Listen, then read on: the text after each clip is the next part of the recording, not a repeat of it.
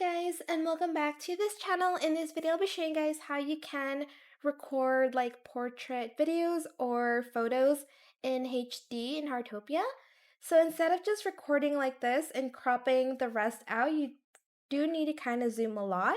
So go to the rotation mode and you're just going to either rotate it up or down, and then you're going to select this fixed camera, and as you can see it's going to be in like portrait mode. Go back to the zoom mode and you're just going to zoom it in like this. You can like adjust it a little bit. I don't know why my character is not looking at the camera right now. So let's try that again. Sorry.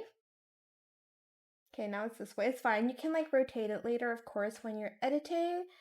And I'm just going to zoom it in. And I'm just going to adjust this a little bit. And then I'm just going to press this like toggle button here. And then here's where you can just record, and it is much clearer than having to zoom it in later.